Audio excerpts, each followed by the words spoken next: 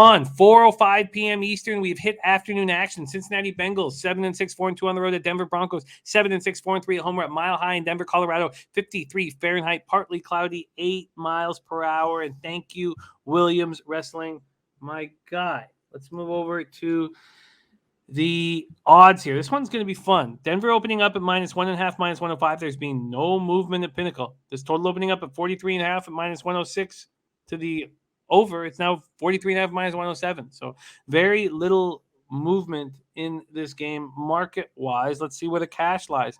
We have 3,341 tickets in.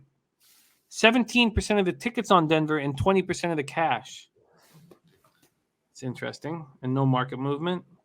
51% of tickets on the over and 62% of cash on that over. Bengals coming off a disappointing 26-23 loss in overtime at home to the Niners on Sunday. Joe Burrow, 25-34, 348 yards, 2 touchdowns, no interceptions. He said that he has about 85% velocity with his sore pinky finger on his throwing hand that he dislocated a week ago.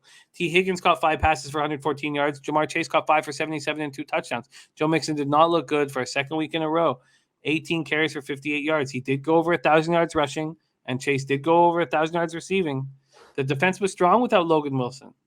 5 sacks, 9 quarterback hits. I thought they'd look worse. Trey Hendrickson suffered a back injury in the second quarter, and Riley Reif, their right tackle, left with an ankle injury in the fourth quarter and didn't return. So Reif is questionable, as is Eli Apple with an ankle injury. Clay Johnston, their linebacker, was moved on the COVID-19 list. Awuzie re-injured his foot, but says that he's going to be available for week 5. And Trey Hendrickson is dealing with back spasms, so he thinks he could play. So Marcus Bailey, linebacker, running back Chris Evans, defensive tackle Tyler Shelvin, and Logan Wilson. Logan Wilson said he would play in week 15. So he said that before week 14 popped off. Broncos coming off a dominant 38-10 home win over a COVID-riddled Detroit Lions squad. They played with heavy hearts after the passing of 33-year-old Demaryius Thomas. Teddy Bridgewater, 18-25 for 179 yards, 2 touchdowns, no picks. Noah Fant caught 4 passes for 51 yards. Jerry Jeudy caught 5 passes for 47 yards. Melvin Gordon returned from an injury to run 24 times for 111 yards and 2 touchdowns. He whined like a little bitch to the media in the week leading up to the game about how everybody wants Javonte Williams as the running back, and he's sad and fuck off. He ran 15 times Javonte Williams for 73 yards and a touchdown. He also caught a 10-yard TD pass. So both running backs had 2 touchdowns each. Draymond Jones had 2 sacks. He looked really good at times. Justin Simmons had an interception. Inside linebacker Kenny Young is in concussion protocol. Defensive end Shelby Harris is questionable with a knee injury. Safety PJ Locke, running back Mike Boone, linebacker Malik Reed are all on the COVID list. Center Brett Jones was taken off the COVID list. Broncos here, Bebsie, are lukewarm favorites. Do you trust them after an emotional game versus a shit team? Yes, I do. For the simple reason that, listen, the Bengals lost against the Niners, and I was wrong about that, but I was exactly right about what they would do, and that was exploit the problematic secondary for the 49ers. But not that much. And that's had large in part to do with the fact that Nick Bosa and George Kittle put the offense and defense of the Niners on their back in that game. But you're not going to be able to do that against this Broncos defense and secondary. The only reason Cincinnati lost that game against the Niners was the fumbleitis and the muff punts.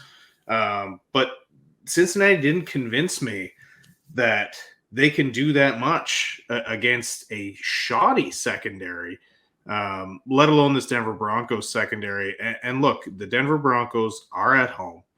They're a more complete team, I believe, top to bottom. Obviously, the quarterback nod goes to Burrow.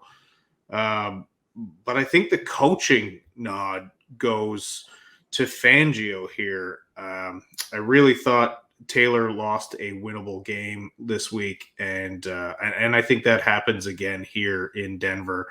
And for that reason, I'm on the Broncos. All right. Well, let's see what we can get you. We can get you a -1.5, a at minus 105. See if Circa wants to mess around. By the way, Circa has now locked up the Panthers-Bills game.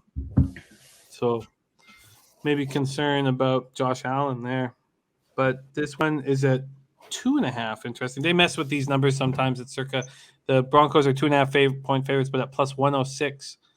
So you can take the Bengals plus 2.5, but at minus 125. And all right, let's move here in this spot and hook you up with the Broncos minus 1.5 and minus 105 available at Pinnacle for Bebsie. Broncos minus 1.5 at Pinnacle. And interesting stuff coming from the chat. Nuke Worker, yeah, get your rest, man. 6 a.m. is coming real soon. And thank you for your hustle, man. And thank you for hanging with us, my guy. Twatty says Teddy's wasting Sutton, Judy, Patrick, Williams, and Gordon won't be able to keep up with Cincy's offense. Cincy plus 110. Dennis Garcia says Denver matches up perfectly with Cincinnati. So he loves Denver here, but just a small play. He needs 2 and 2 from Denver for the season win total. Let's go Brandon on the Broncos, Terry Walker on the Bengals.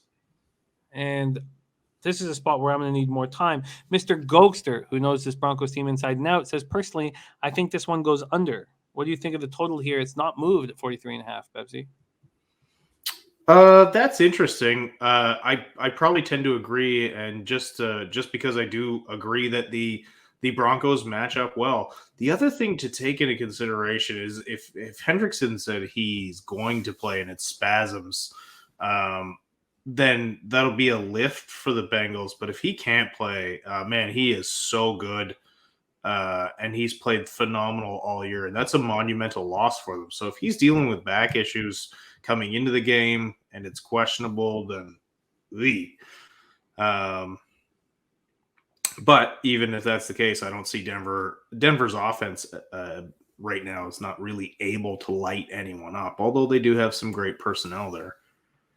Twatty likes the Cincy team total over 20.5. Viper says Broncos have the DBs and safeties to match up well with the Bengals. Yeah, absolutely. I think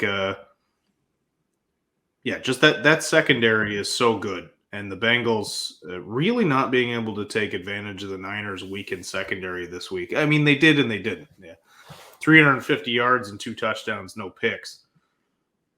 Although there was one pick that was negated by a hands to the face that was away from the play. Well, Bebsie's locked in on the Broncos. That game's going to require more time for me. Let's move on to the next